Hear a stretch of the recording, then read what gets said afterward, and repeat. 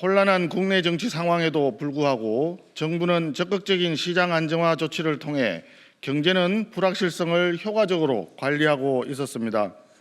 그러나 어제 더불어민주당이 한덕수 권한대행에 대한 탄핵 소추안을 발의한 이후 원달러 환율이 급등했으며 이재명 대표가 탄핵하겠다는 입장을 밝힌 오늘 오전 11시 기준으로는 원달러 환율이 1,480원을 넘었습니다. 2008년 글로벌 금융위기, 1997년 IMF 위기에 비견되는 대단히 엄중한 상황입니다.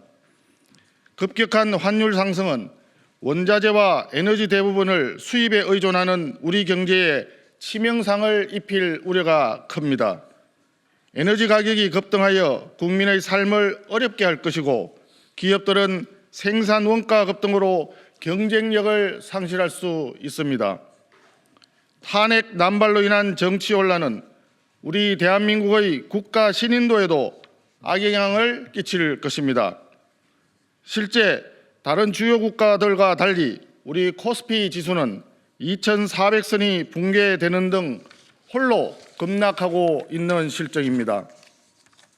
이러한 혼란이 계속될 경우 이미 1%대로 예견되고 있는 경제 성장률이 바닥을 모르고 떨어질 수도 있습니다.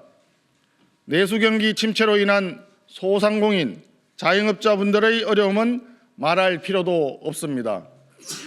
소비자 심리 지수가 88.4로 얼어붙은 민생 경제를 여실히 반증하고 있습니다. 이처럼 엄중한 경제 상황에도 불구하고 이재명 대표와 더불어민주당은 한덕수 대통령 권한대행에 대한 탄핵을 강행하며 대행의 대행이라는 헌정사상 초유의 상황을 만들고 있습니다. 탄핵을 강행할 경우 경제 컨트롤 타워인 부총리가 대통령 권한대행, 총리 권한대행, 기획재정부 장관까지 겸직함으로써 외교, 국방, 안보까지 1인 3역을 감당해내야 하는 기형적인 상황이 초래됩니다. 정상국가에서는 상상조차 하기 어려운 일입니다. 이처럼 위태로운 체제에서 트럼프의 관세 폭탄이라는 외부 불확실성까지 발생하면 제2의 IMF 위기는 우려가 결국 현실이 될지도 모르는 상황입니다. 하지만 더불어민주당은 국무위원을 줄 탄핵하겠다는 겁박을 여전히 굽히지 않고 있습니다. 나라 경제가 결단이 나더라도 어떻게든 조기 대선 정국을 만들어 이재명만을 지키겠다는 속셈이 아니고 무엇이겠습니까? 더불어민주당이 국정 안정에 조금이라도 진심이라면 한덕수 권한대행에 대한 탄핵 소추부터 당장 중단해야 합니다.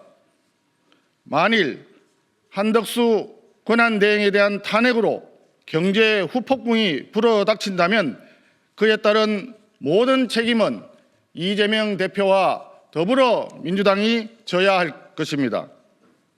부디 대외적으로 신인도가 높은 한덕수 권한대행이 경제 살리기에 매진할 수 있도록 더불어민주당은 조속한 국정 안정에 협조해 주실 것을 강력히 촉구합니다. 2024년 12월 27일 국민의힘 기획재정위원회 위원 일동